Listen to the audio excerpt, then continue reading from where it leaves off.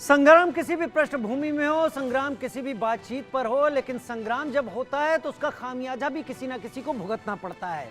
सवाल है देश का सवाल के राम रावण संग्राम को लेकर कि क्या कांग्रेस ने फिर से एक सेल्फ गोल कर लिया है। जी हां। दूसरा सवाल, प्रधानमंत्री पर निजी हमला मतलब नुकसान, तो बार बार यह गलती क्यों हो रही है। गोकशी का मुद्दा उठाकर क्या योगी आदित्यनाथ ने माहौल बनाने की इस बीच में एक कोशिश कर दी है और चुनाव में बयानबाजी को लेकर सख्त नियम कब आएंगे। एक सवाल यह भी जो हम अपने साथ जुड़ने वाले पॉलिटिकल एनालिस्ट से पूछना चाहेंगे कि क्या सख्त नियम इस पे बनाए जाने की जरूरत है। हमारे साथ खास मेहमान जुड़ रहे हैं, हमारे साथ धनंजय गिरी जुड़ रहे हैं, प्रवक्ता बीजेपी हमारे साथ इस वक्त जुड़ रहे हैं, हमारे साथ अजय वर्मा जी जुड़ रहे हैं, प्रवक्ता कांग्रेस। बहुत स्वागत आप दोनों का। रविंद्र प्रताप जी, प्रवक्ता एसपी, आपका भी स्वागत है। संदीप चंद्रा, राजनीतिक विश्लेषक, हिमांशु भट्ट जी, वरिष्ठ पत्रकार हमारे साथ इस वक्त जुड़ रहे हैं और संजीव कौशिक भी हमारे साथ इस वक्त जुड़ेंगे। आप सभी का बहुत बहुत स्वागत है। मैं सबसे पहले इस चर्चा की शुरुआत अजय वर्मा भाई से ही करना चाहूंगा।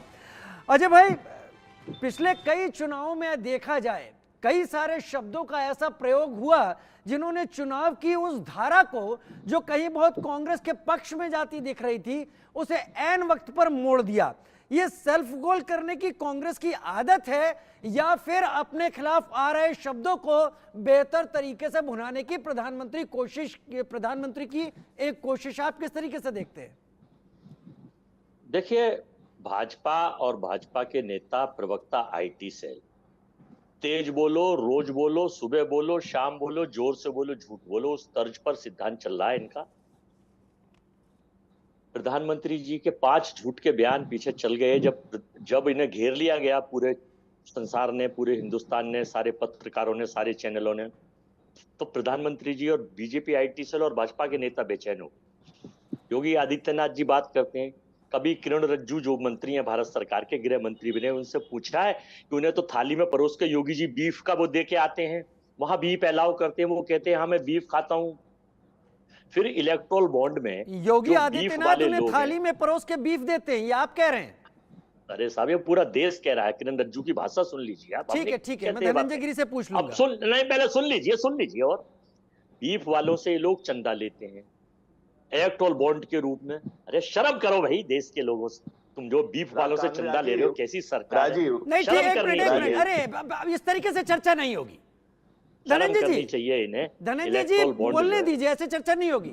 देखिए, अब रहा सवाल आपके हमारी किसी नेता का। प्रधानमंत्री कांग्रेस के मैनिफेस्टो को पढ़ते नहीं है और 70 करोड़ महिलाओं के मंगलसूत्र छीनने की बात कर रहे हैं। कितनी शर्मनाक है। माफी मांगनी चाहिए देश से प्रधानमंत्री को कि मंगलसूत्र छीनेंगे। आप मेरे सवाल पे आ ही नहीं रहे अजय जी। अब मैं आपको और बता नहीं, मेरा सवाल यह है, मणिशंकर अय्यर का चाय वाला बयान, मणिशंकर अय्यर का नीच वाला बयान, आदरणीय सोनिया जी का मौत का सौदागर का बयान, अब रावण का बयान, ये सारे बयानों में कांग्रेस जहां एज ले रही थी इन चुनावों में, सुनिए तो सर सुनते नहीं है ना। इन सारे बयानों में जब कांग्रेस एज ले रही थी चुनाव में और ऐसा माना जा रहा था कि कांग्रेस आगे है, इन सारे बयानों ने कांग्रेस को पलट के पीछे कर दिया। इन सारे बयानों को जब अब संदर्भ रावण का आ गया तो क्या ये प्रधानमंत्री इसको फिर भुना लेंगे या आप लोग फिर सेल्फ गोल की तरफ आगे बढ़ गए। 30 सेकंड सुन लीजिए। देश के अलका लामा हमारी महिला कांग्रेस की सिर्फ अध्यक्ष हैं। प्रधानमंत्री जो जिसके 196 कंट्री में नाम होता है, जब वो कहते हैं कांग्रेस की विधवा, जर्सी गाय, दीदी ओ दीदी, और क्या कहते हैं 50 करोड़ की गर्लफ्रेंड। अरे आप समझे नहीं सर, आप अजय जी या तो आप समझना नहीं चाहते मेरे सवाल को या आप समझ नहीं रहे। क्षमा, माफी के साथ मैं कह रहा हूं कि प्रधानमंत्री कुछ भी कह रहे हैं, आप घेरिए, लेकिन उन्हें नुकसान नहीं हो रहा है।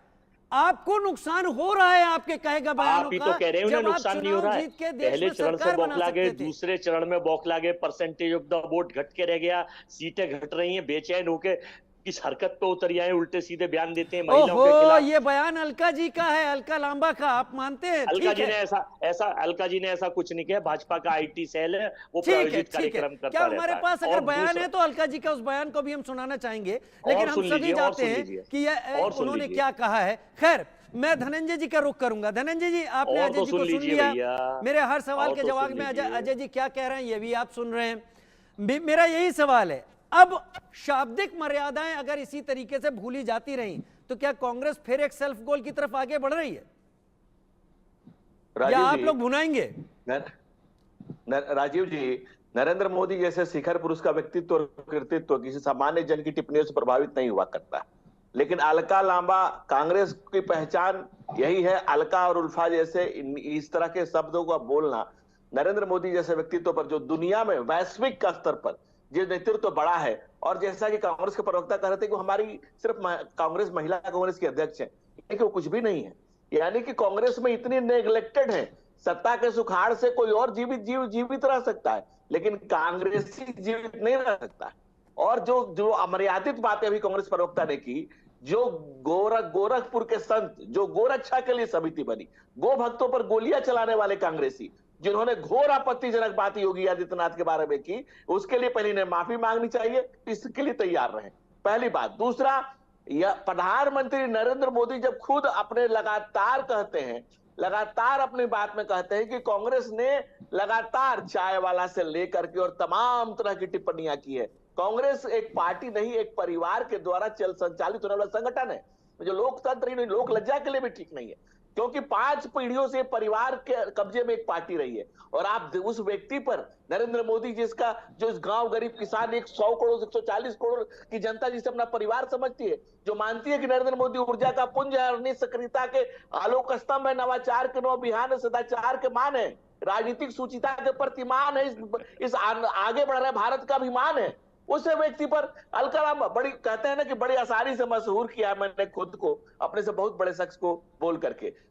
बाबा तुलसी ने कहा है ना कि तुलसी मेरे राम को रीझ भजे या कीज, भौम पड़े सो जानिए उल्टा सीधा बीज। तो नरेंद्र मोदी इनका कैसेट अगर चल गया बोल करके भाई से मैं स्विच ऑफ कर दूं। अजय जी मैं चाहूंगा, अजय जी मैंने उन्हें भी रोका था, आप भी रुके, थोड़ा सा रखें। सीडी जो लेके आए हैं, नहीं, आप कड़वा बोलेंगे, दूसरा उसे एक्सेप्ट करेगा, वो दूसरा अगर रिवर्ट कर रहा है तो आप बीच में करेंगे, प्लीज थोड़ा सा। सेल से धनंजय जी कंप्लीट कीजिए, तो मुझे मौका दीजिए। नहीं, मैं देखिए इस तरीके से नहीं होगा कि मैं 1 to 1 बहस कराता रहूं। धनंजय जी बात पूरी करें, मेरे साथ और सम्मानित मेहमान भी है। राजीव जी झूठ बोला है तो उस पर कायम रहो जफर। आदमी को साहिब किरदार होना चाहिए, लेकिन कांग्रेस का किरदार तो किराएदार जैसा है। और कह रहे पहले चढ़ा रहे, तुम लड़का रहे हो यार, 280 सीटें लड़ रहे हो, ऑल टाइम लो है कांग्रेस। और आईडी राजा ने बजा दिया राहुल का बाजा तेल वहां पर वायनाड में, तो आप अमेठी में जा रहे हैं कि फिर से मुल्लेटी चूसाओ।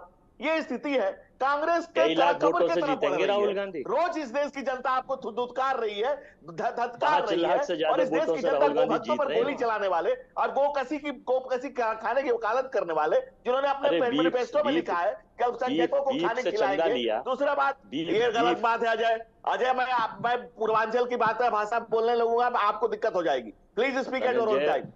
संसदीय Ajay ji please speak at your own time. मैंने आपके बीच में एक बार राजीव ने टोका, मैंने बीच में नहीं बोला। और प्लीज आप कड़े से कड़े आरोप लगाइए। असहमतियों के सम्मान लोकतंत्र है, हमारे पुरखों ने असहमतियों की फसल बोई है, ये लहलहाता हुआ लोकतंत्र उसकी बानगी है, लेकिन कांग्रेस को समझ में नहीं आ रहा। कांग्रेस लोकतंत्र को समझ जाती तो लोकलाज को समझ जाती तो लोगों को समझ पाती। अच्छा, ठीक है, कांग्रेस लोकलाज समझ जाती। आगे मैं जवाब ले लूंगा, अजय जी से जवाब ले लूंगा।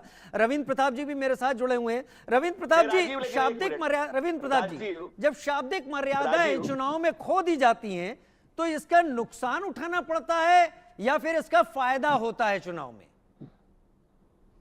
जो प्रधानमंत्री नरेंद्र मोदी शाब्दिक मर्यादा खो रहे हैं, ये उनको प्रशिक्षित किया जाता है। इनकी पेरेंट कंपनी है राष्ट्रीय स्वयंसेवक संघ, वहां से प्रशिक्षित किए जाते हैं। और खाली नरेंद्र मोदी जी ही नहीं, रमेश बिदुड़ी, साक्षी महाराज, योगी आदित्यनाथ, गिरिराज सिंह, नुपुर शर्मा, अनुराग ठाकुर, प्रवेश वर्मा, बहुत लंबी लिस्ट है इन लोगों की। सवाल है नरेंद्र मोदी जी की जबान महिलाओं के लिए क्यों फिसलती है? लड़कियों पे जबान फिसल जाती है, बेटी पढ़ाओ फिर बेटी डैश डैश। सहारनपुर की लड़कियां सदन में बैठ के किसी को शूर्पणखा कह देना, किसी चुनावी मंच से दीदी और दीदी कह देना, और फिर यहां से उतरते हुए मंगलसूत्र पे आ जाना। बहुत ही व्यक्तिगत विषय है मंगलसूत्र। शायद मोदी जी को मंगलसूत्र का महत्व ना पता हो, लेकिन हर हिंदू माता पिता और पति को मंगलसूत्र का जानकारी है और कितना महत्वपूर्ण है। आपको तो लगता इसका है जो प्रधानमंत्री लाभ- नरेंद्र मोदी पे होने वाले व्यक्तिगत हमले का वो आसानी से फायदा उठा लेते हैं? अब आप प्रवक्ता बन जाएंगे राजीव जी। जो आप नहीं, बात मैं कर रहे प्रवक्ता हैं, नहीं बनूंगा। मैं अपनी बहस के टॉपिक पर रहूंगा। मुझे दायरा मत सिखाइए। मेरी बहस का टॉपिक है कि पिछले लगातार कई राजीव चुनावों वाटर ले से, लीजिएगा। मैं फिर शब्द दोहराऊंगा, आपको फिर तकलीफ होगी। मौत का सौदागर, कितना फायदा उठा उसका। नीच जर्सी शब्द, गाय। आप लोग जीते जीते हारे। चाय वाला, आप लोग पूरी तरह से चुनाव हार गए। विरासत टैक्स तो अभी किसी ने जिक्र ही नहीं किया है। खैर, आप बीच मैं में ना बताऊंगा बोले। ना रविंद्र विरासत जी, टैक्स पे अभी मैं रविंद्र जी आप कितना बोले। झूठ बोला है आपने रविंद्र विरासत जी टैक्स आप पे। बोले। मैं ये, अगर मोदी जी को ऐसी भाषा बोल के प्रधानमंत्री बने रहना है तो मैं कहूंगा कि वह रावण है। अरे ठीक, चाहे हाँ, अलका ठीक रामबा है। बोल रही हो ना बोल रही हो, लेकिन मैं कह रहा हूं अगर इन शब्दों को बोल कर उनको सत्ता प्राप्त करना है तो ऐसा करके ही रावण सत्ता किया था। और सत्ता प्राप्त करना सुचिता नहीं है। सत्ता रावण के पास भी थी, बहुत सारे राक्षसों के पास में भी थी। नरेंद्र मोदी जी को खुद लगाम लगानी पड़ेगी उस प्रशिक्षण को। इसका परिणाम अगर देखिए, परसों के इंटरनेशनल अखबार भरे पड़े थे नरेंद्र मोदी जी के बयानों से, जो उन्होंने हेट स्पीच दिए। इसका कारण से लोकतंत्र इंडेक्स में इंटरनेशनल हम 41वें रैंक पे हैं और तुर्तपूर्ण लोकतंत्र के सूची में रखे गए हैं। प्रेस इंडेक्स में 161 से 61वें नंबर पे चले गए हैं। लॉ ऑर्डर पे 79 नंबर पे गए हैं। रविंद्र जी, ये पहले नहीं हुआ था क्या? पहले सब कुछ अच्छा था? राजीव पहले मैं बता रहा हूं, सचिन जी सुन लीजिए। पहले तो भगवान राम से भी कंपैरिजन करेंगे क्या? अंग्रेजों के टाइम में भी कंपैरिजन करेंगे क्या? वर्तमान में अमेरिका से भी कंपैरिजन करेंगे क्या? जो भारत में हो उसकी बात करें, जो वर्तमान में हो रहा है, जो प्रधानमंत्री नरेंद्र मोदी करवाना चाह रहे हैं मंचों से चढ़ के, शमशान, कब्रिस्तान, तो फिर मोदी भाईजान क्यों मत जाते हैं वो? ठीक है, बहुत बढ़िया। हिमांशु भट्ट जी मेरे साथ इस वक्त जुड़े हुए हैं। अब सबको समय दे रहा हूं मैं। नहीं राजीव, ऐसे नहीं चलेगा। सबको नहीं राजीव, जवाब लेना पड़ेगा। सबको नहीं राजीव, जवाब ले लीजिए। नहीं राजीव, जवाब मुझे भी लेना पड़ेगा। इन्होंने झूठ बोला है कितना। नहीं सर, ऐसा देखिए इस तरीके से अगर चर्चा होगी तो फिर चर्चा नहीं चल पाएगी। देश का सदन कैसे चलाते हैं ओम बिरला जी, उसको समझिए। मैं तो बहुत छोटी सी चीज हूँ, एक माध्यम बना हुआ हूँ। अब हिमांशु भट्ट जी सीनियर जर्नलिस्ट मेरे साथ जुड़े हुए हैं। उसके बाद पॉलिटिकल एनालिस्ट, एक एक करके सबसे बात करूंगा, फिर आगे आऊंगा। हिमांशु भट्ट जी, प्रधानमंत्री नरेंद्र मोदी अपने खिलाफ उठ रहे शब्दों का कैसे इस्तेमाल करते हैं और कैसे फायदा उठाते हैं, पिछले चुनाव इसके गवाह हैं। एक बार फिर से कई सारे ऐसे ही शाब्दिक हमले होने लगे हैं। नुकसान प्रधानमंत्री मोदी का होने वाला है या कहने वालों का? आपका अनुभव क्या कहता है? 30 साल का जर्नलिज्म ये कहता है कि जब क्रिया करोगे प्रतिक्रिया होगी, और इसका खामियाजा किसको भुगतना पड़ रहा है मुझे कहने की जरूरत नहीं है। भैया 10 साल से भारत देख रहा है, 10 साल से भारत देख रहा है। 414 वाली पार्टी एक वक्त 44 पे आ गई और बैरली 50 पिछली बारी क्रॉस कर सकी। ये क्या दिखलाता है? स्टूडियो में आके बुआ बुम करना, लोगों को नहीं बोलने देना और अलग अलग इंडेक्सों की बात करना। ये इंडेक्स है क्या?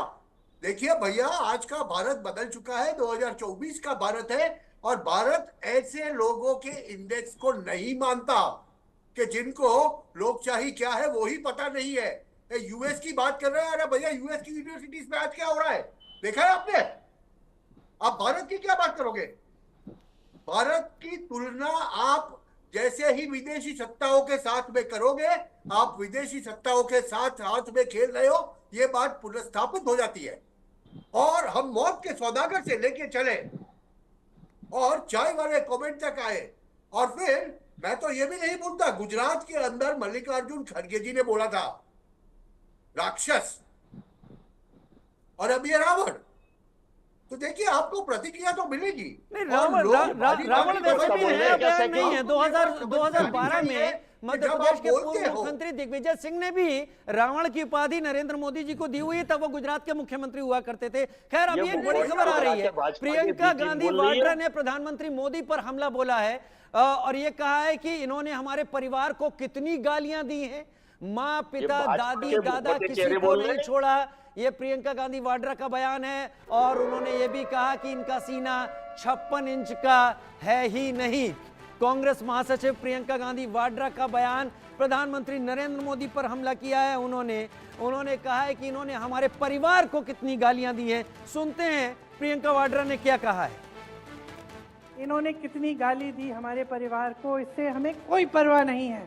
किसी को नहीं छोड़ा, माँ को नहीं छोड़ा, पिता को नहीं छोड़ा, दादी को नहीं छोड़ा, दादा को नहीं छोड़ा, परदादा को नहीं छोड़ा, भाई को नहीं छोड़ा, पति को नहीं छोड़ा, कोई बात नहीं करते रहे। 56 इंच का इनका सीना नहीं है, इनका सीना नहीं है, लोहे के सीने हैं हमारे। क्या कहा आपने प्रियंका वाड्रा ने, आपने सुना। संदीप चंद्रा मेरे साथ इस वक्त जुड़े हुए हैं पॉलिटिकल एनालिस्ट के तौर पर। संदीप जी, आपको लग रहा है कि शाब्दिक मर्यादाएं खोने से या शाब्दिक मर्यादाएं छोड़ देने से आप लोगों को अपने फेवर में करने की एक तुरुप का इक्का चल देते हो और इसका क्या असर होता है?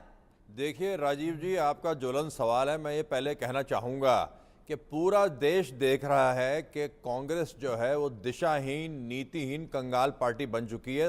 सारा विपक्ष जो है वो अमर्यादित शब्दों का, बीच में नहीं बोलेंगे आप, बीच में नहीं बोलेंगे, डोंट इंटरप्ट। मुखोटा चेहरा आ गया और आप ये देख रहे हैं कि पूरा देश देख रहा है कि मोदी जी ने जो अपने कार्यकाल में करा है 10 सालों में और आने वाले 5 साल में करेंगे, चाहे अब उनकी आप तुलना पंडित नेहरू प्लस इंदिरा गांधी प्लस राजीव गांधी वो नहीं कर पाए जो मोदी जी ने करा है। और मैं ये कहना चाहूंगा पूरा देश जानता है कि चाहे वो एक मिनट संदीप जी, अजय जी, आप प्रवक्ता हैं कांग्रेस पार्टी के, इतना स्तरहीन आचरण स्क्रीन पर ना करें। मेरे हाथ जोड़ के आपसे निवेदन है, आप इस तरह की हंसी ना हंसे कि यहाँ पर कोई कॉमेडी शो चल रहा है। आप नहीं शामिल होना चाहते, यह आपका फैसला होगा, लेकिन मैं चाहूंगा आप स्तर वाला आचरण करें जो एक प्रवक्ता को शोभा दे। संदीप चंद्रा जी अपनी बात पूरी कीजिए। संदीप चंद्रा जी बात पूरी कीजिए। चलिए मैं आपको मौका देता हूं, लेकिन बड़ी खबर इस वक्त, बीजेपी उम्मीदवारों की एक और लिस्ट जारी हो गई। इस बीच उज्ज्वल निकम को बीजेपी ने टिकट दे दिया है। मुंबई नॉर्थ सेंट्रल से चुनाव लड़ेंगे उज्ज्वल निकम जी। बीजेपी ने पूनम महाजन का टिकट यहां पर काट दिया है। उज्ज्वल निकम एक जाने माने वकील, कोर्ट की गलियारों में उन्होंने बड़े बड़े नामी केस लड़े हुए हैं और उन केसेस को लेकर उज्ज्वल निकम का नाम है। उज्ज्वल निकम को बीजेपी ने टिकट दिया। खैर, इस बड़ी खबर से बढ़ते हैं संदीप चंद्रा जी। देश देख रहा है और ये जो अलका लामा ने बयान दिया है पूरी एक लड़ी है। चाहे जैसे आपने कहा, बड़ी आपने अकलमंदी वाली बात करी कि मणिशंकर अय्यर चाय वाला, बीजेपी का ग्राफ बढ़ गया। सोनिया गांधी, उनको ठीक तरह से हिंदी समझ नहीं आती, पूरी स्क्रिप्ट राइटिंग होती है। मौत का सौदागर, बीजेपी का ग्राफ बढ़ गया। अब ये अलका लांबा, छुटपैया नेता, इनको कोई जानता नहीं है, ये कह रही है रावण। मैं ये कहना चाहूँगा कि पूरा देश जानता है कि नरेंद्र मोदी जी में वो सब गुण उपस्थित हैं जो मर्यादा पुरुषोत्तम राम में थे। और मैं इस संदर्भ को आगे बढ़ाते हुए आपसे ये भी कहना चाहूँगा, बहुत बड़ी तुलना कर रहे हैं, लेकिन मेरा ये कहना है क्या कांग्रेस समझ नहीं रही है कि इन शब्दों का उसके खिलाफ क्या असर हो जाता है, या फिर वो समझना नहीं चाहती? वो समझना ही नहीं। बिल्कुल आपने ठीक कहा राजीव जी। एक कहावत है, जो आदमी सो रहा हो उसको जगाना आसान है, मगर जो सोने की एक्टिंग कर रहा हो वो उसको जगाना असंभव है। कांग्रेस को डूब मरना चाहिए चुल्लू भर पानी में। ये इतना ज्यादा इतने कड़े शब्दों का इस्तेमाल नहीं करें। संजीव कौशिक मेरे साथ जुड़े हुए हैं। संजीव जी, शब्दों का कितना असर होता है ऐसे वक्त पर जब आप लीड ले रहे हो? तो क्या शब्द आपके लीड को खत्म कर सकते हैं? शब्द आपके स्तर को गिरा सकते हैं अगर उनका चुनाव सही नहीं किया गया तो? राजीव भाई, बस गुजारिश है कि हमारी बात पूरी जाने दीजिए। जी। मामला गंभीर है। हाँ, मामला गंभीर है। मैं सिर्फ ये कह रहा हूँ कि अलका लांबा ने क्या स्टेटमेंट दिया। अलका लांबा ने स्टेटमेंट दिया कि गरीबों के अधिकारों को रावण के जैसे हर दिया गया था। जब गरीबों के अधिकारों को हरने की बात होगी तो राम के जैसे हरने की बात होगी, कृष्ण के जैसे हरने की बात होगी, या रावण के जैसे हरने की बात होगी। देखिए, जब आपके पास तार्किक, शाब्दिक और बौद्धिक क्षमता लुल्ल हो जाती है तो आप इस तरह की बातें करते हैं कि हमने मोदी जी को रावण बना दिया। इसमें मोदी जी को रावण बनाने की बात नहीं है। जब आप किसी की तुलना करते हैं और कहीं कोई उपमा देते हैं तो उसके पीछे का तर्क आपको समझना पड़ेगा। यदि गरीबों के हक को हरने की बात है तो मैं जेएनयू के 300 मीटर की दूरी पर मैं रहता हूँ। गरीब के बच्चे पढ़ते हैं जेएनयू में। पिछले 10 सालों में, 10 सालों की बात छोड़ दीजिए, पिछले 4 सालों में 80% एमफिल की सीटें घटा दी गई। गरीब के बच्चे वहां पढ़ते थे। गरीबों के हकों का हरण हुआ या नहीं हुआ, आप मुझे बताइए। बगल में आईआईटी है, 120% उसके शुल्क बढ़ा दिए गए। गरीब के बच्चे उसमें नहीं पढ़ेंगे, उसके हकों का हरण रावण कर रहा है या नहीं कर रहा है, ये बताइए।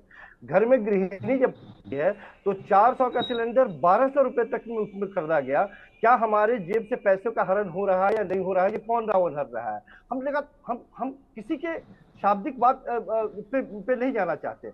हम सिर्फ ये पूछ रहे हैं कि पिछले 10 सालों में पेट्रोल और डीजल से जितने पैसे लोगों की जेब से निकाल लिए गए, जितने पैसे निकाल लिए गए, वो हर हुआ या नहीं हुआ? यदि इस तरह की बातें यदि कोई राजनेता या कोई भी किसी भी पार्टी का आदमी हो, यदि वो बात करेगा तो क्या कहेगा कि रावण के जैसे आपने हर लिया? अरे साहब, रावण के जैसे ही हरने की बात होगी, राम के जैसे हरने की बात नहीं होगी। राजीव जी, ये बात अलग है।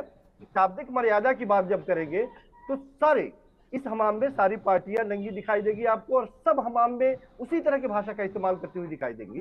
भारतीय जनता पार्टी की मुश्किल यह है कि जब सरकारी मुद्दों पे उनसे बात की जाती है तो वो मैदान छोड़ के भागने की बात करते हैं। ये हरने की बात या रावण कहने की बात क्या इतना महत्वपूर्ण हो गया कि आप 10 सेकंड संदीप चंद्रा, उसके बाद मैं आगे बढ़ता हूं अजय जी के पास। 10 सेकंड संदीप चंद्रा जी। राजीव जी, मैं ये कहना चाहूंगा कि पूरा देश जानता है कि अगर मोदी जी प्रधानमंत्री नहीं होते, आर्टिकल 370 नहीं खत्म किया जाता।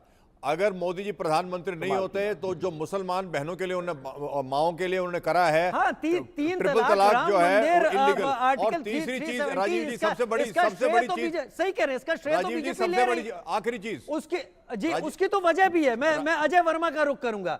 अजय जी, अब तक की चर्चा में जो भी बातें निकल कर आई हैं, क्या अब भी आप नकारेंगे? मैं ये नहीं कह रहा कि कोई पार्टी का नेता क्या बोल रहा है क्या नहीं बोल रहा है, लेकिन अगर अपने ही किसी नेता के बोलने से खुद को नुकसान हो रहा हो तो क्या इस पर विचार नहीं होना चाहिए? जब प्रधानमंत्री जी झूठ बोलते हैं तो पूरा देश शर्मसार होता है। यूनियन बजट 2019 में एक रिपब्लिक अखबार में आया था, the inheritance tax sent for a comeback after 35 years in budget 2019। मैं आपको वीडियो पे दिखा रहा हूँ। इसके बाद अरुण जेटली साहब इनके मिनिस्टर थे, उन्होंने कहा इनहेरिटेज यानी विरासत tax has supported large engagements. ये अरुण जेटली साहब ने कहा था 2019 में सपोर्टर। और इनके मिनिस्टर थे Jayant Sinha, BJP MP, farmer MOS finance minister, arguing for 55 enhancement tax. तो ये तीनों लोगों ने 2019 में वकालत की थी, ये लाना चाहते थे। और जो बात सैम पित्रोदा साहब ने किसी पक्ष में नहीं कही, कांग्रेस ने नहीं कही, अमेरिका में उन्होंने अपने विचार धरे, तो उसके लिए जब प्रधानमंत्री झूठ बोलते हैं, मित्रों ये आपके बच्चों की प्रॉपर्टी को बांट देंगे, क्योंकि ये चुनाव से घबरा गए, गठबंधन में वोटें पड़ नहीं रही हैं, सीटें छिन रही हैं, सरकार जा रही है। आप तो मोदी जी की आवाज बहुत अच्छी तरीके से निकाल लेते हैं। नहीं, अब आप हंस रहे हैं तो मैं इसको कहूंगा कि कितनी स्तर भी हंसी कर रहे हैं आप मजा डिबेट को डिरेल कर रहे हैं साहब। अच्छा, बहुत बढ़िया, बहुत बढ़िया। चलिए, मैं क्षमा चाहता हूं। मैं तो ये देख रहा था कि एक राजनीतिक पार्टी का प्रवक्ता मिमिक्री आर्टिस्ट कैसे बना, और मैं उसकी तारीफ कर रहा था। धनंजय जी, आप बताएं जरा सा। पूरा तो मेरा नहीं, मेरा जवाब आपके लिए इतना ही है। एक मिमिक्री आर्टिस्ट और एक राजनीतिक पार्टी का प्रवक्ता, मैंने देख लिया, उस पर मुस्कुराया। अगर आपको बुरा लगे क्षमा कीजिएगा। धनंजय जी, आप बात पूरी करें। राजीव जी, कांग्रेस के जितने विद्वान लोग थे वो तो कांग्रेस छोड़ के चले गए। अब परिपक्व लोग बैठ गए हैं, कांग्रेस यंग डंग से भर गई है। दूसरी बात, अब जब कर रहे हैं देश के विकास की, तो 2013 में जब बजट दिया गया था भारत सरकार का तो 16,65,297 करोड़ का था। 2023 में यही बजट 45,03,097 करोड़ का होता है, तो लगता है कि हाँ राम राज्य स्थापित हो रहा है। जब 12 करोड़ किसानों को सम्मान निधि दी जाती है तो लगता है कि राम राज्य स्थापित हो रहा है। जब 12 करोड़ लोगों के घर में टैब से वाटर आता है तो लगता है कि राम राज्य स्थापित हो रहा है। जब 80 करोड़ लोगों को मुफ्त राशन मिलता है तो लगता है कि राम राज्य स्थापित हो रहा है। जब 4 करोड़ गरीबों के घर बनते हैं तो लगता है कि राम राज्य स्थापित हो रहा है। जब 12 करोड़ किसान सम्मान निधि दी जाती है, 12 करोड़ लोगों को किसान सम्मान निधि के साथ साथ इज्जत घर दिया जाता है, तब लगता है कि राम राज्य टाइम देंगे आप, जब इस देश में 1 लाख, भाई साहब मैंने आपके बीच में बोला था क्या? भाई साहब मैंने आपके पीछे बोला था, शिकायत दर्ज कर रहा हूँ। जी, आप शिकायत दर्ज करवा सकते हैं। आप डिबेट को डीरेल कर रहे हैं अजय जी, लगातार डीरेल कर रहे हैं।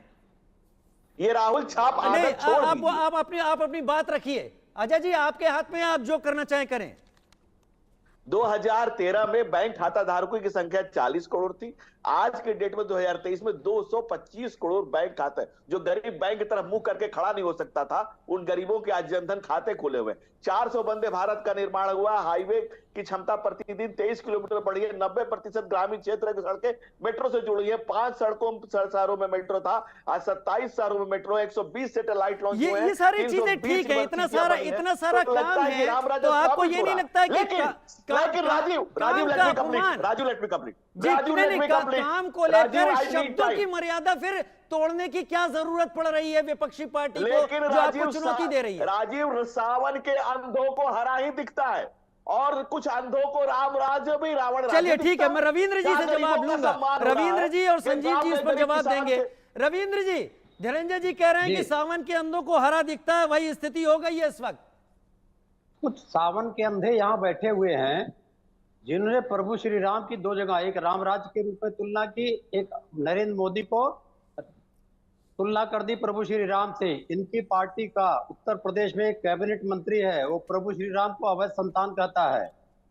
एक व्यक्ति उत्तर प्रदेश में उप मुख्यमंत्री था, उसने माता जानकी को टेस्ट ट्यूब बेबी कहा, उसको नरेंद्र मोदी ने राज्यसभा में सांसद बना दिया। उत्तर प्रदेश के मुख्यमंत्री बजरंगबली को कहते हैं दलित हैं, मोहन भागवत कहते हैं हिंदू धर्म ग्रंथों में छेड़छाड़ हो गई है। बलिदान किया है भगवान। अरे बीच में मत बोलिए, गोलियां अंधे हो, हिंदू धर्म के विरोधी हो, अंधे हो, धनंजय जी, रविंद्र जी सुन रहे थे आपको, विरोधी हो, सावन के अंधे हो और हिंदू धर्म के विरोधी हो। सावन के अंधे हिंदू धर्म के विरोधी हो। सुनो पहले, अंधे से भी गंदे हो। सुनो, राम राज्य जो प्रभु श्री राम का अपमान किया उस पर नहीं बोल पाते हो तो हिंदू विरोधी हो, अंधे हो, चारण हो, विदेशी माताओं से, चारण हो। प्रभु श्री राम पे बोलने वालों के खिलाफ नहीं बोलने की हिम्मत है तुम्हारे पास में, तो तुम अंधे भी नहीं हो, तुम मानसिक रूप से विकलांग भी हो, तुम मानसिक रूप से विकलांग भी हो। सुनो पहले बात में, तुम घटिया असली बात है नरेंद्र मोदी बोले आए भाई अपने राजीव। अरे from where you get this bastard? You are bastard. Your father. अरे नहीं, रविंद्र जी, ये क्या शब्द है आपके? रविंद्र जी, सॉरी भैया, मैं नहीं, रविंद्र जी, ये चर्चा साथ में नहीं हो रही है। रविंद्र जी, ये इस तरह के गंदे शब्द आप कब से इस्तेमाल करने लगे? नहीं, आपने कैसे इस्तेमाल किया? आपने क्या शब्द बोला रविंद्र जी, आपको पता है? क्या बोला पहले? नहीं रविंद्र जी, आप क्यों जवाब दे रहे हैं? मैं जवाब इसलिए दे रहा हूं कि आपने असंसदीय शब्द इस्तेमाल किया है। ये चर्चा हो रही है, ये गली में लड़ाई नहीं हो रही है। नहीं, ये क्या शब्द है आपका? श्री राम की बात कर रहे हैं। ये क्या शब्द है आपका? यह बास्टर्ड है, इसका खानदान बास्टर्ड है, धनंजय जी, बाप बास्टर्ड है। धनंजय जी, अगर सुने, एक मिनट, धनंजय जी, रविंद्र जी, धनंजय जी, राजीव, नहीं धनंजय जी, आपको भी इशारा है। नहीं धनंजय जी, शाब्दिक मर्यादाओं पर अगर बहस हो रही है तो शाब्दिक मर्यादाएं आप लोग बना के रखिए। नहीं, आज या तो इस बेहुदे को ऑफ स्क्रीन करिए। नहीं धनंजय जी, मैं फुटेज दे सकता हूं आपको। वो भी सम्मानित है, वो भी एक पार्टी के नेता है। धनंजय जी देखिए, धनंजय जी शब्दों को देखना होगा, सुनना होगा। को बैठा दिया गया नहीं बोले जो डिबेट में और प्रभु श्री राम को बदनाम कर रहे हैं डिबेट में। नहीं धनंजय जी, आप अपने शब्दों को याद करें। और रविंद्र जी, आप सभी निवेदन है। धनंजय जी, कोई बहस, ये बहस गली में नहीं हो रही है। की या चैनल निंदा नहीं कर रहा है। नहीं, धनंजय जी, ये ठीक चीज नहीं धनंजय जी। तो राजीव, आप समझिए ना क्या बोल रहा है, बोलने का मर्यादा होना चाहिए ना। तो आप कोई भी शब्द इस्तेमाल कर देंगे क्या धनंजय जी? तो और धनंजय जी, अगर आपसे गलती हुई है तो रविंद्र जी, क्या आप भी उसी गंदे शब्द का इस्तेमाल करेंगे? नहीं, पहले रविंद्र ने कहा मानसिक विकलांग, तब जाकर मैंने कहा। तो अभी क्या मानसिक विकलांग? धनंजय जी, क्या गालियां चलेंगी इस बुलेटिन में? राजीव, आप मेरे साथ पहली बार धनंजय डिबेट जी नहीं कर बीजेपी के प्रवक्ता हैं आप। की मर्यादा कभी शाब्दिक नहीं खोई मर्यादाओं पर चर्चा हो रही राजीव है जी, और आप शाब्दिक मर्यादा नहीं राजीव ध्यान जी, देंगे। मानसिक राजीव विकलांग तो जी, किसी को भी कहा जा सकता है, नहीं, कोई गलत बात सोच कैसे से कर गलत है देंगे? तो उसको कह सकते मैं कोई हैं। राहुल गांधी थोड़ी हूं, मैं कोई राहुल गांधी तो हूं नहीं कि जो कोई कहते मानसिक विकलांग। How I can tolerate him? अपनी बात करें। तो अच्छी बात है, उसको तर्क संगत जवाब दीजिए। आप ऐसे गंदे शब्द का इस्तेमाल क्यों कर सकते हैं? हिमांशु भट्ट जी की तरफ रुख करूंगा। मैं क्षमा चाहता हूं, मैं वाकई क्षमा चाहता हूं कि आपसे उम्मीद नहीं थी, और रविंद्र जी आपके भी जवाब में मुझे इस अभद्र शब्द की आपसे उम्मीद नहीं थी।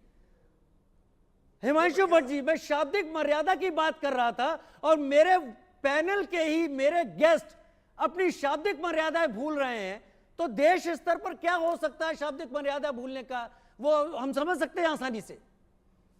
नहीं, बौखलाहट ये बौखलाहट है, क्योंकि 10 साल तक सत्ता से विमुख जो पक्ष रहता है और जिसको आदत नहीं है 65 सालों में सत्ता से विमुख रहने की, तो उनको समझ में आता है आज एक पूरा जनरेशन बदल चुका है। कोई भी राजकीय पार्टी का पूरा जनरेशन बदल चुका है। 10 साल के अंदर 2014 में कांग्रेस में जो प्रोमिनेंट चेहरे थे और 2024 में जो प्रोमिनेंट चेहरे हैं, वो दोनों में फर्क आ गया है। क्योंकि ये 2014 में जो थे, नए नए आए थे, वो 24 में प्रमुख बन गए। देखिए, आपको ये समझिए कि इन लोगों ने कभी सत्ता देखी नहीं है, तो अभी ये बौखलाहट आ गई है। ये ऐसा समझने लगे हैं कि हमें तो सत्ता मिलेगी नहीं, मगर उसकी वजह वो समझना नहीं चाहते कि जब उनके नेता लंदन में जाके लंदन के यूरोपियन लोगों को बोलेंगे कि हमारे यहाँ डेमोक्रेसी मर रही है, लोकशाही का मौत हो रही है, आप आके बचाइए, तो ये क्या हो गया? 1947 में तो हम कॉलोनियलिज्म से बाहर आए। मैं वाकई हम आजाद हुए। मैं अभी वाकई ऐसे हिमांशु क्या होता है, एक जी, राजकीय पार्टी मुझे के बहुत नेता- दुख है कि मेरे इस पैनल में शामिल लोगों ने अभद्र शब्दों का इस्तेमाल किया और रोकने के बावजूद इस तरीके के शब्दों का इस्तेमाल हुआ। हम एक दूसरे पर लांछन नहीं लगा सकते। मैं क्षमा चाहता हूं, इस वक्त गृह मंत्री गुजरात के पंचमहल में संबोधन दे रहे हैं। गृह मंत्री अमित शाह सीधे रुख करते हैं। प्राण प्रतिष्ठा करी, जय श्री राम करी। દેશભરના દુનિયાભરના કરોડો રામ ભક્તો જે પરને જોવા માટે વર્ષોથી રાહ જોતા હતા, એ પર આપણા જીવનમાં જીવતે જીવ જોવાનું સૌભાગ્ય દેશના વડાપ્રધાન નરેન્દ્ર મોદી લાય। ભાઈઓ બહેનો, આ કોંગ્રેસિયાઓ આવે તો પૂછજો, રામ જન્મભૂમિ ટ્રસ્ટે રાહુલ ગાંધી, સોનિયા ગાંધી, ખરગેજી એમને આમંત્રણ આપ્યું, પરંતુ આમંત્રણ મળ્યું, ગયા નહીં। કેમ ના ગયા ખબર છે? કેમ ના ગયા એ લોકો? પ્રાણ પ્રતિષ્ઠામાં જવાનું ના જવાનું એક જ કારણ, એમની પેલી મત બેંક નારાજ થઈ જાય, મત બેંક નારાજ થઈ। ખબર પડે છે ને કઈ વોટ બેંક છે ભાઈ? ખબર પડે છે કે નથી પડતી? अरे जोर थी बोलो, खबर पड़े जे के नहीं पड़ती? अरे Bharatiya Janata party vote bank नी राजनीति में नहीं मानती। हमें जाहिर कर्यु तो डंकानी चोट पर कि अयोध्या में राम मंदिर त्यां ज बनशे ज्यां प्रभु श्री राम नो जन्म थयो। मोदी साहेबे ए काम पूरू कर्यु। भाईओ बहनों, नरेंद्र भाई ट्रिपल तलाक हटा, मुस्लिम बहनों पर थतो अन्याय नरेंद्र भाई समाप्त कर दी। कांग्रेस पार्टी अत्यारे एना चूंटनी ढंढेरा में लईने आई छे। कांग्रेस पार्टी आवशे तो पर्सनल लॉ फरीवार लागू करीशुं। भारतीय जनता पार्टीए देशना वडाप्रधान नरेंद्र मोदीजीए हिमांशु भट्ट जी मेरे साथ जुड़े हुए हैं, मेरे साथ धनंजय गिरी जी जुड़े हुए हैं और मेरे साथ रविंद्र प्रताप जी भी जुड़े हुए हैं समाजवादी पार्टी से। हिमांशु भट्ट जी अपनी बात पूरी करें। तो मैं ये कह रहा था कि कैसे होगा ये, कि जैसे जिस राजकीय पक्ष के नेता विदेश में जाके कहते हैं कि भारत में लोकशाही बन रही है। अरे भाई, लोकशाही बन रही है तो यहाँ तो उसका कार्यकर को समझ में कैसे आएगा? उसके जो कार्यकर है उन्होंने तो कभी सत्ता का स्वाद चखा ही नहीं है, तो वो कार्यकर तो बौखलाहट में है। और वो बौखलाहट के अंदर ऐसे शब्दों का प्रयोग करना सत्ताधारी पक्ष के लिए ये बहुत स्वाभाविक है, लोकशाही में ऐसा बनता है। तो मानसिक विकलांगता की जो बात कर रहे थे, कोई भाई साहब कर रहे थे, तो मानसिक विकलांगता तो कहाँ आती है? यहाँ आती है, ऐसे मामलों में आती है जब इंसान बौखला जाता है ना, बहुत ज्यादा बौखला जाता है। और जिनका वोट बैंक जो एक जमाने में 48-50% था, वो घट घट के 18% आ जाता है। जब ऐसी स्थितियां पैदा होती है तो वो राजकीय पक्ष का कोई भावी नहीं दिखता, उनके सामने कोई नेता नहीं रहता, और जो भी हाजिर है ऐसी बातें करता। ठीक है, ठीक है। और यही चीज एग्जैक्टली हमें कांग्रेस के अंदर नजर आ रही है। ठीक है, मेरे साथ अभी संदीप चंद्रा जी भी जुड़े हुए हैं। मैं चाहूंगा कि धनंजय गिरी जी और रविंद्र प्रताप जी दोनों को ही फ्रेम में इस वक्त ले आया जाए, और वो ज्यादा बेहतर होगा कि दोनों मेरे सामने इस वक्त फ्रेम में रहें। रविंद्र प्रताप जी, धनंजय गिरी जी, शाब्दिक मर्यादाएं आप दोनों ही भूले हैं, और मेरा आप दोनों से विनम्र निवेदन है, क्योंकि मैंने शुरुआत नहीं किया। नहीं, मेरी बात तो सुने, मेरी बात तो सुने। आपने उनको मानसिक विकलांग कहा, उसके बाद उन्होंने बोला और उन्होंने भी माना इस बात को। मैं चाहूंगा कि आप दोनों राजनीति में एक दूसरे के बराबर हमेशा रहेंगे, आगे कई बहसों में आप दोनों एक दूसरे के साथ रहेंगे। ये तकरार मन के मैल में न तब्दील हो, कम से कम दोनों की तरफ से जो इस शब्द का इस्तेमाल हुआ है, क्या आप दोनों ही एक दूसरे को कह सकते हैं? मैं आपके डिबेट में बैठ के बास्टर्ड सब सुनूंगा क्या? आपको ऐसा लग रहा है क्या? न मेरे लिए कोई मजबूरी नहीं आपके डिबेट में बैठना, लेकिन आपके डिबेट में बैठ के बास्टर्ड सब नहीं सुन सकता हूं, और अगर ये बोलेंगे तो इनके पूरे 7 पुस्तकों को बास्टर्ड बोलूंगा मैं। धनंजय जी। राजीव, मैं कोई पहली बार आपके साथ डिबेट नहीं कर रहा हूं, और ये संस्कारहीन काम भारतीय जनता पार्टी का कोई नहीं। मैं चाहूंगा धनंजय जी, अगर ये शब्द निकला है तो इसको आप खत्म करें। एक मिनट, रविंद्र जी, आदरणीय रविंद्र जी, धनंजय जी, रविंद्र जी, धनंजय जी, अगर ये गलती हुई है और हो जाती है, शब्द स्लिप होते हैं, ये भी सम्मानित हैं, आपके जैसे ही हैं। इस सब में आप दोनों को एक दूसरे से, कम से कम राजनेता के तौर पर आप दोनों को एक दूसरे से इसको खत्म कर लेना चाहिए। मैं चाहूंगा ये विवाद आप दोनों का आगे किसी चर्चा तक ना जाए। धनंजय जी। राजीव, देखिए, ऐसा है कि मैंने पहले भी आपसे कहा कि असहमतियों का सम्मान लोकतंत्र है। हमारे पुरखों ने असहमतियों की फसल बोई है, ये लहलहाता हुआ लोकतंत्र उसी का एग्जाम्पल है। इसके लिए हम जब किसी टॉपिक पर बात कर रहे हैं, हम राष्ट्र की बात कर रहे हैं, किसी पार्टी की बात कर रहे हैं, किसी दल की बात कर रहे हैं, किसी नीति नियमन पर बात कर रहे हैं, तो हम किसी व्यक्ति पर पर्सनल आरोप नहीं करें कि वो आप मानसिक क्या है और आप मानसिक क्या। आपको आपकी पार्टी ने उपयुक्त समझा, भेजा है, कोई बात नहीं, लेकिन और दूसरा किसी के बीच में ना बोले। लेकिन जब आप इस तरह की मर्यादा की सीमा जब टूटती है तो टूटती ही चली जाती है। इसलिए मैं आप राजीव, कोई पहली बार आपके साथ नहीं हूं, और मैं देश के सारे चैनलों पर डिबेट करता हूं, इसलिए मैंने हमेशा मर्यादा और गरिमा को ही हमेशा सर्वोपरि रखा है। लेकिन अगर आपके पास शब्द ना हो तो आप गलत बातें बोलें। आप तर्कों से बेतर्क करिए, आप तर्कों से बेतर्क करिए, लेकिन आप बताइए, बास्टर्ड सब मर्यादा होती है क्या? या आपको ये सिखाया कि बास्टर्ड सब मर्यादा होती है? अगर आपने मानसिक विकलांग शब्द का इस्तेमाल किया तो मुझे मजबूरी में उसके आगे बढ़ना पड़ा, और मैं उस शब्द के साथ अभी भी खड़ा हूं। मैं उस शब्द के साथ इसलिए खड़ा हूं क्योंकि आप उससे पहले मर्यादा को भंग किया। मर्यादा को जब आपने भंग किया तो मेरी मजबूरी हुई मर्यादा को भंग करना। विनय न माने जल्द ही जड़ गए 3 दिन बीत, बोले राम सकोप तब भय बिना होई न प्रीत। जब मर्यादा टूटेगी तो मर्यादा दूसरी तरफ से भी टूटेगी, और मर्यादा को तोड़ना मजबूरी हो जाती है। और आप जो चिल्लाचिल्ली कर रहे हैं राजीव, अगर आप बात मैंने आप लोग को फ्रेम पे रखा हुआ है कि जनता आप दोनों को सुने और आप दोनों को सुन के जनता ही समझे। तो राजीव, अगर किसी के पास शब्द नहीं है, अगर किसी के पास भाषा नहीं है, तो वो क्या करेगा? वो गाली देगा। मैं इसी चर्चा पर तो लाना चाहता था आप लोगों को कि जब इस तरीके के शब्द निकलते हैं तो जो भी निकालता है उसके पास शब्दों का अकाल पड़ जाता है, और यही होता है। मौत का सौदा का शब्द शायद तभी आया होगा जब शब्द का अकाल पड़ गया होगा। नीच और चाय वाला तभी आया होगा जब शब्द का अकाल पड़ गया होगा। तो आज जिन शब्दों का इस्तेमाल हुआ तो शायद आप दोनों के पास भी शब्दों का अकाल पड़ा होगा। धनंजय नाम का व्यक्ति जो है, राजीव, शब्दों का अकाल, शब्दों का कोई अकाल हमारे पास नहीं है। ये बास्टर्ड बोलेगा, अब बोल रहा पार्टी सिखा के बोलती है, इसके बाप ने भेजा। राजीव नहीं, मैं क्षमा चाहूंगा। अब रविंद्र प्रताप जी, मैं वाकई धनंजय जी को लगातार रोक रहा था, लेकिन लग रहा है कि आप अपने शब्दों को अब खेद व्यक्त करने के लिए तैयार नहीं हैं। आप उन शब्दों को और तीव्रता देने की कोशिश कर रहे हैं। संदीप चंद्रा जी।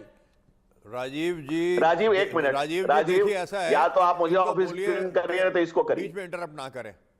मैं राजीव प्लीज, राजीव या तो दोनों में से किसी एक को ऑफिस स्क्रीन कर दीजिए। राजीव जी, मैं संदीप चंद्रा के साथ अपनी मेरी बातचीत दिखाएं। हाँ राजीव जी, मैं ये कहना चाहूंगा कि विपक्ष की जो हरकतें हैं, जो इनकी जो जिस तरह की ये शब्द इस्तेमाल कर रहे हैं, ये दर्शाता है कि ये पहले ही हार मान चुके हैं। नहीं, विपक्ष की बात नहीं है संदीप चंद्रा जी, यही बात तो अभी जो रविंद्र जी बोल रहे थे, अकाल पड़ जाता है शब्दों का। अकाल है, बिल्कुल अकाल। तो जब अकाल पड़ता है तो इस तरीके के शब्द आते हैं। हाँ। चर्चा का हेतु ही यही था। हिमांशु भट्ट जी, शाब्दिक अकाल और उसकी स्थिति में इस तरह की बातें, ये हम जो बात कर रहे थे नेताओं की, वो हमारे ही पैनल में चरितार्थ होता दिख रहा है। राजीव जी, राजनीति में कहते हैं कि ये जो दो फेज का हो सकता है, मनभेद नहीं होना चाहिए। देख रहे हैं ना, ये दो फेज का कम वोटिंग, इसका भी कहीं ना कहीं प्रभाव पड़ता है। एक आम आदमी होता है ना मेरे जैसा, वो समझता है। देखो, वो नरेंद्र भाई में विश्वास रखता है, बोलता है ठीक है यार, मैं नरेंद्र भाई को जाके वोट दे के आया, मगर मुझे इन सब में नहीं पड़ना, क्योंकि ये जब देखता है ये सब तो वो समझता है कि ऐसे लोगों को वोट दे के हम करेंगे क्या। तो ये जो कम वोटिंग हो रहा है ना उत्तर प्रदेश और काऊ बेल्ट के अंदर, इसका एक कारण ये भी है बहुत बड़ा कि विपक्ष अपने आप होके, विपक्ष अपने आप को प्रोजेक्ट ही नहीं कर पा रहा कि क्या हो रहा है, लोगों के तरफ जा ही नहीं रहा, और लोग सीधा बोलते हैं कि हम तो दोपहर में खाना खा के सो जाएंगे। तो आपको 50-52% वोटिंग मिलेगा जब ऐसी स्थितियां पैदा होगी। विपक्ष बौखलाया हुआ होगा, विपक्ष के पास मुद्दा नहीं होगा, तब ऐसी चीजें होगी, क्योंकि कैडर ही जाके वोट करेगा। और ये बात तो तय है कि अगर 100 कार्यकर्ताओं का कैडर है तो आज हर एक जगह पे 40 से 45 भाजपा का कैडर है। दूसरी तरफ कांग्रेस का कैडर घटते घटते 15-18 के ऊपर आ गया है। ठीक है, मैं आ रहा हूं, बड़ी खबर के बाद आपके पास आ रहा हूं। उधर स्मृति ईरानी ने राहुल गांधी पर भी हमला बोला है और यह कहा है कि जो राम का नहीं वो किसी काम का नहीं, भगवान को भी धोखा दे रहे हैं राहुल गांधी।